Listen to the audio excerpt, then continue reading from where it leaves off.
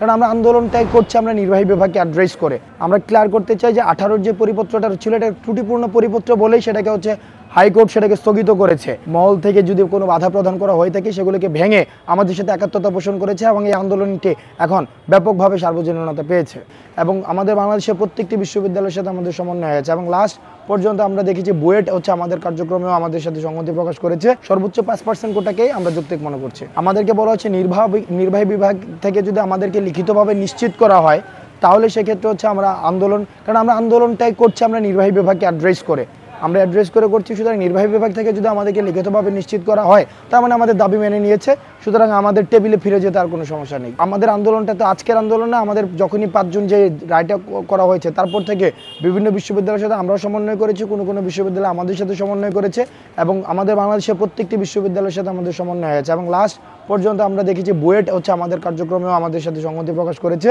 অর্থাৎ এই আন্দোলনটি এখন প্রত্যেকটি প্রতিষ্ঠানের স্কুল কলেজ বিশ্ববিদ্যালয় সব জায়গায় এখন সার্বজনীনতা পেয়েছে। যে মুক্তিযোদ্ধাদের কোটার বিরুদ্ধে আমাদের কোনো অবস্থান নেই, মুক্তিযোদ্ধাদের মুক্তিযুদ্ধ কোটার বিরুদ্ধে কারো অবস্থান থাকতে পারে না, তাদের সন্তানদের কোটার বিরুদ্ধে কারো অবস্থান থাকতে পারে না, কিন্তু তাদের যে পরবর্তী প্রজন্ম নাতিপুতি রয়েছে সেই কোটার বিরুদ্ধে আমাদের অবস্থান, অর্থাৎ যেটাকে আমরা পোষ্য কোটা হিসেবে আমরা জানি, এই পোষ্য কোটার বিরুদ্ধে আমাদের অবস্থান সবসময় ছিল এবং এই বিশেষ করে এই কোটার বিরুদ্ধে আমাদের অবস্থানটা থাকবে এবং আমরা চাইবো এই কোটা সহ অন্যান্য যে অযৌক্তিকগুলো কোটাগুলো রয়েছে সেগুলোকে বাতিল করে যে বাকি কোটাগুলোকে যৌক্তিক সংস্কারের মধ্যে নিয়ে আসবে। ইতিমধ্যে আমরা এই আন্দোলনের সার্বজনীনতা পেয়েছে এবং এই আন্দোলনটি গণমানুষের আন্দোলনে পরিণত হয়েছে এবং এই আন্দোলনের যৌক্তিকতা নিয়ে আর কোনো মহলে কোনো ধরনের প্রশ্নাতীতভাবে আন্দোলনটি একটি যুক্তিযুক্ত আন্দোলন।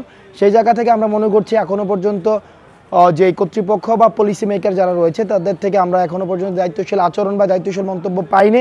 তবে আমরা আশা করছি নির্বাহী বিভাগ থেকে আমরা অতি শীঘ্রই আমরা একটি দায়িত্বশীল আচরণ বা দায়িত্বশীল একটা পদক্ষেপ আমরা পাবো। শুনানিটা হবে সেটা 18-র পরিপত্র বহাল নিয়ে শুনানিটা হবে। এখন আমরা ক্লিয়ার করতে চাই যে 18-র যে পরিপত্রটা ছিল এটা ত্রুটিপূর্ণ পরিপত্র বলেই সেটাকে হাইকোর্ট সেটাকে স্থগিত করেছে। এখন সেটাকে যদি আবার পুনর্বহাল করা হয়, আবার কিছুদিন পরে আবার একটা সংক্ষুব্ধ পক্ষ হয়তো সেখানে আবার সেটাকে রিড করতে পারে, সেটা আবার বাতিল হতে পারে, আবার 2024 আসতে পারে। আমরা চাই না 18-এর পুনরাবৃত্তি হোক, 24-এর পুনরাবৃত্তি হোক, সেটা স্থায়ী সমাধান সেটা নির্বাহী বিভাগই সেটা স্থায়ী সমাধান দিতে পারবে।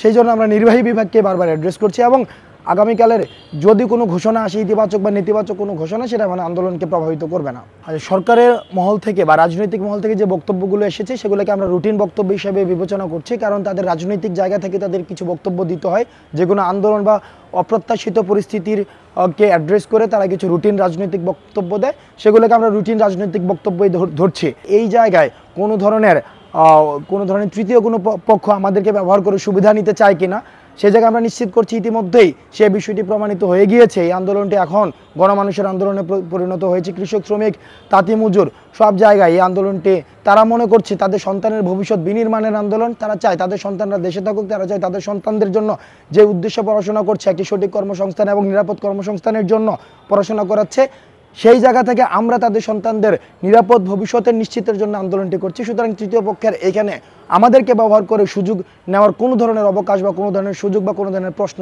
এই জায়গায় আমরা মনে করছি অবান্তর। প্রথম দিকে হল থেকে বাধা দেওয়া হয়েছে, হলের সূর্যসেন হলে গেট লাগিয়ে রাখা হয়েছিল, কিন্তু সাধারণ ছাত্ররা তাদের যৌক্তিক দাবিতে, তাদের নিজেদের যৌক্তিক দাবিতে হলের যে বাধা রয়েছে বা বিভিন্ন মহল থেকে যদি কোনো বাধা প্রদান করা হয়ে থাকে সেগুলোকে ভেঙে আমাদের সাথে একাত্মতা পোষণ করেছে এবং এই আন্দোলনটি এখন ব্যাপকভাবে সার্বজনীনতা পেয়েছে। সকাল সন্ধ্যা বাংলা ব্লকেডের কর্মসূচি চলবে। আমাদের সকাল 10টায় এই সেন্ট্রাল লাইব্রেরি থেকে আমাদের কর্মসূচি শুরু হবে এবং এই আমাদের দাবি যদি মেনে না হয় সেই বিষয়ে আমরা আলোচনা সাপেক্ষে পরবর্তী সিদ্ধান্ত আমরা জানাবো।